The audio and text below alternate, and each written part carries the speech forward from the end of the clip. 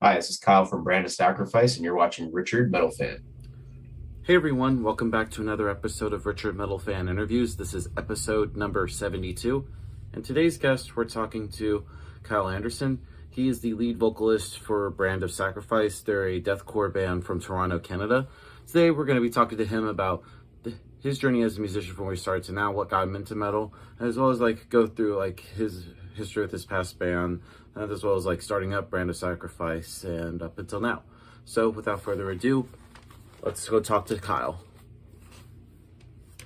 So what's up, guys? I am here with Kyle Anderson from Brand of Sacrifice. How are you doing today, Kyle? Good, how are you? Doing pretty well. Well, and I remember, like you said, wait 10 minutes, and now we got 10 minutes, and 10 minutes later, we're doing this. So, anyway, so That's right. basically, this format is I want to do a rundown of your catalog as well as your musical journey from where you started to now. But before we go into that, I want to dive right back into the very beginning. Like, what were the first bands that got you into metal, and what made you want to be a vocalist? The bands that got me into metal would probably be bands like In Flames, As I Lay Dying, All That Remains. Bands kind of like that, more on the metalcore side or mellow death side. Yeah. And as far as doing vocals, I would say that honestly, it was a guy that was in a local band near me. This band was called the Memphis West, and I saw them perform at like a local Lions Hall near my house. And I saw him doing vocals, and I wanted to do it too. And I got more into other metalcore bands, deathcore bands, and whatnot at the time. And that's kind of how it started. All right, and of course, a lot of people know you from the After Image, obviously from Brand of Sacrifice. What were your bands even like before that? I'd love to hear like the in depth of that. Um, so prior to that, I was in a band called Centuries Apart, which was like kind of a very primitive, gent sounding band from like 2010. And then my high school band was called Beyond the Shadows, and that's kind of the first band I was ever in with my friends in high school. So I haven't been in too many bands, but it's sort of all the bands I've been in. All right, and of course, your first band was called the After Image. How did you all form? Because from what I was reading up before for this interview, like you all formed in 2011. Yeah, we recorded an EP at the end of 2011 called Formless, and these are all guys I kind of knew from the local scene in my province of Ontario. Yeah. Sort of, we just started a band. I liked the sound that they had. They wanted to go a different direction, so Yeah. that's And sort of how it happened. And some of them are still involved in Brand of Sacrifice now. So yeah, and I love that first EP, Formless. I hard to believe it's now 10 years old, which is crazy. It's been that long. yeah, Long, and I especially love like your clean singing. Like I've heard of Bread of Sacrifice before I listened to After Image, and then when I heard your clean singing, I was like, God damn, you have some fucking pipes. thank you, man. And then talking about the next EP, be Lumiere, was there like pressure to follow up the Formless EP? Um, I feel like Lumiere was, at the time, we had a manager that suggested rather than kind of releasing singles, we should put out an actual like record and put a lot of the singles that we had together into that format.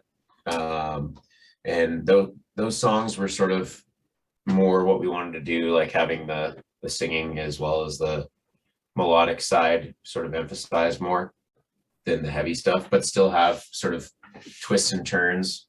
That was kind of what made the band special, I think. Yeah. Take people on a journey, I guess. Yeah, and then of course the final release from After Image is called Eve. Eve, I love that. Love that. I thought that was like a strong way to like end everything. And also I'm curious, why did After Image break up? Yeah, so with that record, we basically had to try and recreate the sound and the style with a new writer. So the guy that wrote that album wasn't involved with the band prior. He did write a single that we put out before that record called Pursue.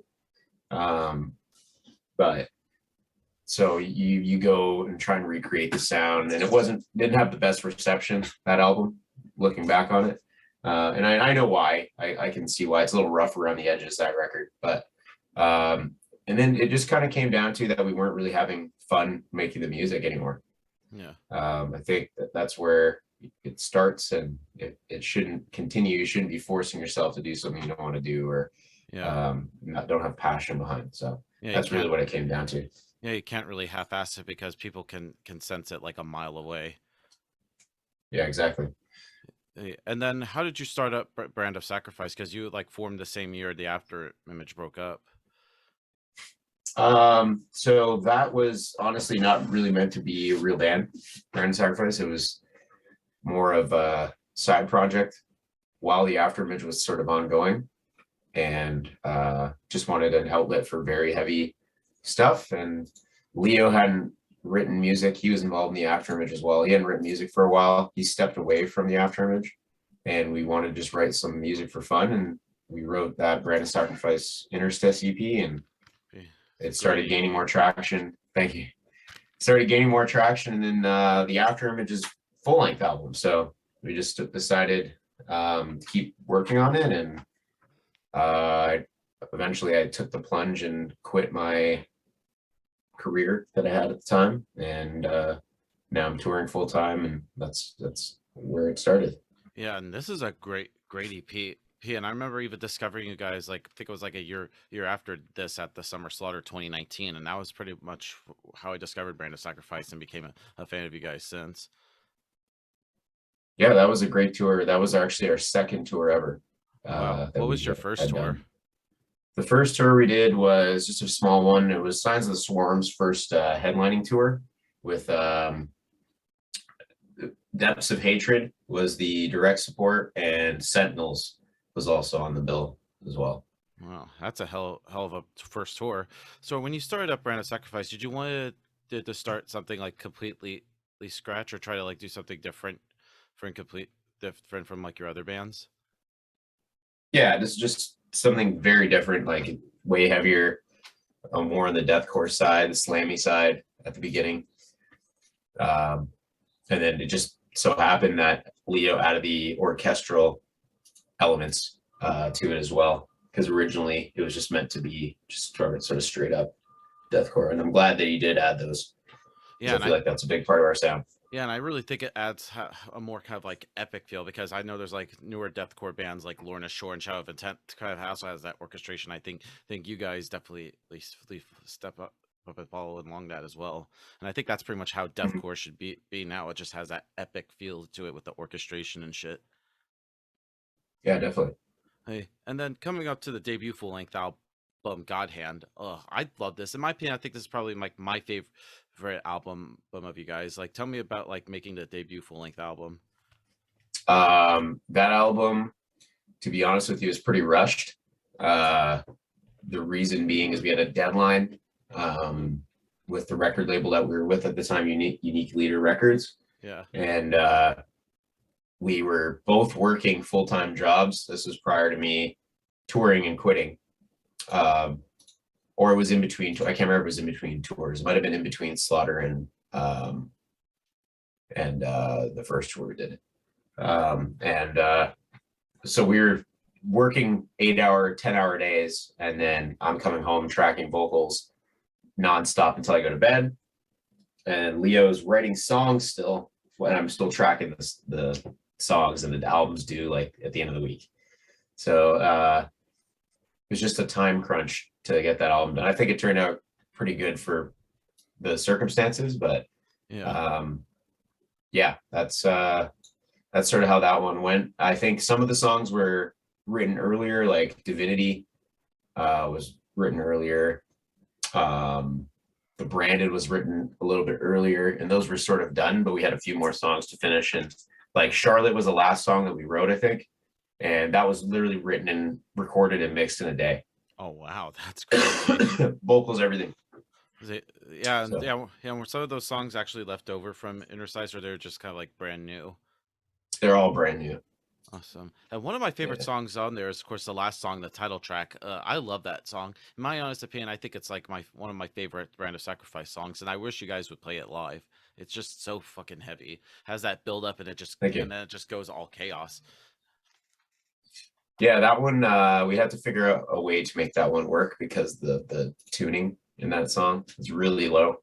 Oh wow. So it's it would be a different tuning than other songs in the set. So maybe when we do a headliner we could sort that out, but Yeah. we'll see. Yeah, I would look forward to that. And then in between God Hand and Lifeblood, you did a little side project called Earthshatter. Tell me about that because I know in 2020 you released an EP called 1135.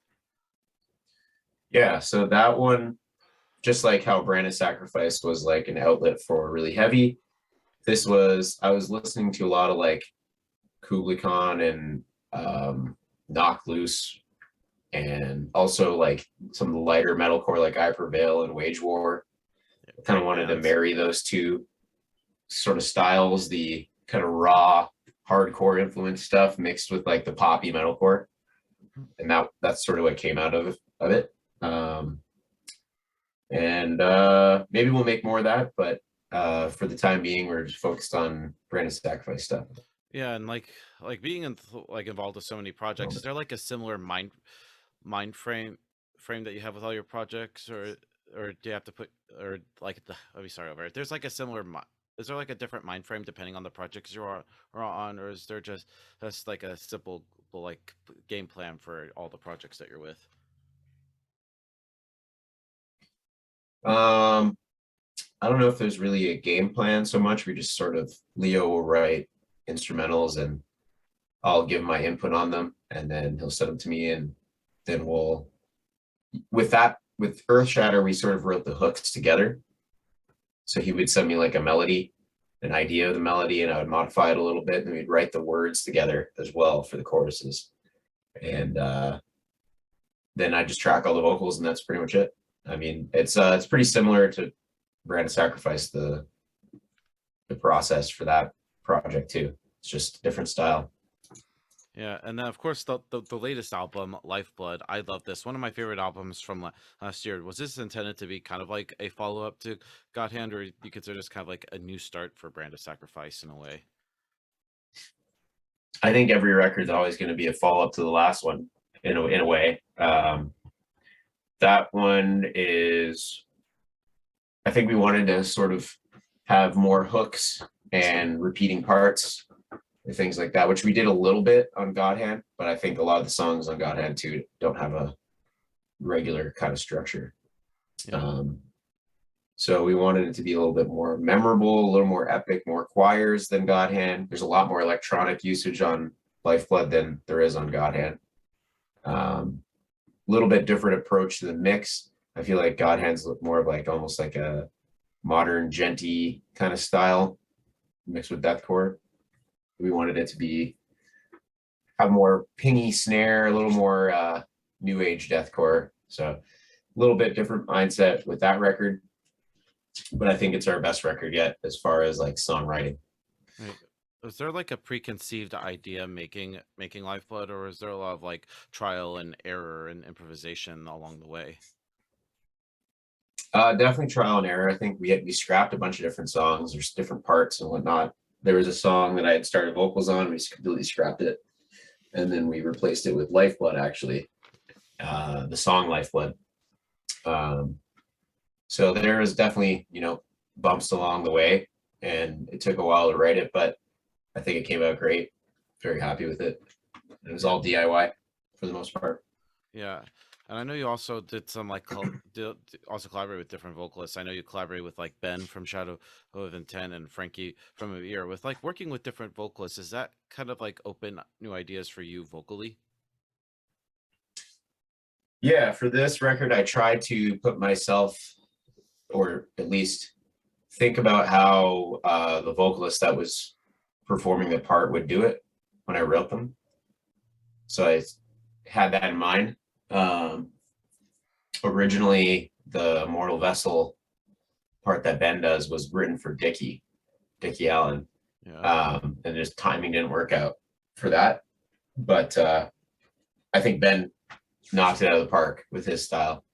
Yeah, all the parts were sort of, I tried to think about how that vocalist would perform the part, and I wrote it that way, and it came out pretty sweet, I think.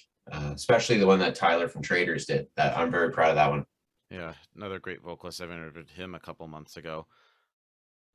Yeah, he's excellent. Yeah. So, and as a vocalist, do you need to hear music in order to come up with lyrics, or do you usually have like a lyrical concept in mind that can help determine the outcome of the music itself?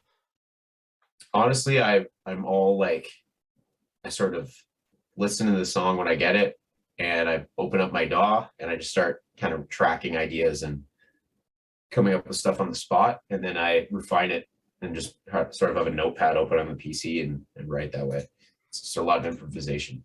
Yeah. And do you tend to leave lyrics open to interpretation, or you try to engage the listener into what the songs are about? I think it depends on the song, really. I've been starting now to sort of stray away from being too precise with like Berserk references and things like that, and sort of make things a little more high level. That's what I've been doing lately. But Lifeblood, there's definitely some exact references on that album, and Godhand. All right. And the Interstice. Yeah, and can somebody else own interpretation of the songs maybe look at yourself differently as an artist? Somebody else's interpretation, I guess. I mean, I think that's one cool thing about music, is that people can get something else out of it than what you had interpreted or originally intended. I guess it doesn't really change the real meaning though, but it is a cool thought. Yeah, and kind of like continuing with the songwriting, does like when it comes to making the songs, does inspiration just come out of the blue, or do you try to like put yourself in a mind frame to get that creative spark? I feel like it comes out of the blue, to be honest, for me. I can set myself up for success. I can, have breakfast, go for a walk, do all that kind of stuff, and sit down at the computer, and then nothing happens. Or there's days where I just sit down and then just a whole song comes out at once, or half a song comes out. It's just really depends on the day. That's how it goes for me. I know Leo's a little different. He has a shower and he comes up with songs while he's in the shower, and then he actually goes and creates them on his rig. So everybody's a little bit different. For me, it just kind of happens when it happens. All right, and kind of like one last thing about the songwriting thing, and I always like asking artists this, because usually I get like a really long answer. I just get right to just simple to the point. But for you, how do you know when a song is done? When it's fully recorded. Yeah, that's pretty good. Just like right there, because always some artists I say like, it's never done, or just we just wait till like the final mix is when it's done. I mean, I guess the song itself would be done at the point of when you finished recording it. I guess the mix or the master is the very final point, or you could say when it's released, that's when it's done. I don't know, but to me, it's when it's done recording and you're not going back and changing anything. All right. And kind of like going into your live show, is there like a similar energy playing live as to recording, or they're kind of almost two separate things? Very different. I'm sitting here in this chair as we're having this interview, and I track like this. So when I'm live, I'm moving around and headbanging and doing all that stuff. But yeah, I record sitting down, and some people think that's weird, but that's just how I do it, because I can control the PC easier that way. Yeah, and I noticed like I've seen Brand of Sacrifice 3 times, and I noticed you play with a variety of different bands. Like I mentioned, the first time I saw you all was 2019 Summer Slaughter. You played with like Cattle Decapitation and Carnifex and Faceless. It was more kind of like death metal, deathcore bands. And then I saw you on the tour with Shadow of Intent and Infree, which is just straightforward kind of deathcore bands. And I know the last tour you did with After the Burial and Dire Art was just straight up deathcore and a little bit of metalcore with Currents. Like, do you ever notice like a different like crowd reaction depending on the tours that you're on? Well, I feel like a lot of the tours we've done have sort of been pretty similar in style. I think I'd like to venture out, do some different stuff. Yeah, so we're doing a headliner with Spirit Box in Anaheim, their headliner in Nice. August. And I think that'll be a different crowd than what we're used to, because it's also Dayseeker is playing that show, which is polar opposite to our band in style. So I want to start doing stuff like that. And so I'll have a better answer soon once we start venturing out of the deathcore realm a little bit more. Yeah, totally. And then the final question I want to ask you is, coming from Canada, which I consider Canada almost like the Western Sweden with so many great bands. It's obviously Canada is like one of the biggest countries in the world. I noticed there's also like a great scene like Brand The Sacrifice, Despised Icon, and of course even like old school bands like Rush, and of course Angel Maker, Arcspire. Like a lot of great bands just come from Canada. So was there like a scene in Canada that Brand of Sacrifice filled a part of, or was it the goal for the band to get outside of Canada and play in front of different audiences in different countries and states and stuff? We didn't even ever play a local show when we started the band. We immediately went on the road with that Signs of the Swarm tour, and we had not even played our hometown at that point. Our first hometown show that we played was on Summer Slaughter. We played the Opera House on it, and that was very cool. And we just did our very first headliner in Toronto. It was sold out at a place called the Hard Luck Bar, and that was earlier this year. So we took our time, doing things locally. I played in local shows for so many years, and I felt like that was something we could just not skip, but sort of bypass for the time being, and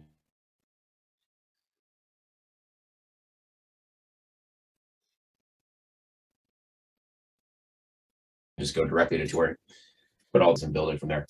All right. And so So as far as the scene goes, it's not what it used to be. all right. Go ahead. Yeah, sorry, I had a little glitch there for a sec. So before we go, I just want to thank you for this interview. Is just anything else with Brand of Sacrifice you'd like to talk about in terms of like tours and probably new music? We're working on new music right now. Hopefully they'll have something out in the fall, potentially. I don't know for sure yet, but we have a couple songs done, fully recorded and everything. And hopefully we'll have the rest of them done soon, but that's the focus right now. And then we have the Spirit Box headliner show in Anaheim, and we're also doing the Blue Ridge Rock Fest in Virginia in September. Yeah. So those are the immediate plans. Yeah, and I've heard about that. That's just so awesome. Yeah, I'm looking forward to that. Should be a good one. Yeah. So everybody, Kyle from Brand of Sacrifice, we'll see you next time. Thanks for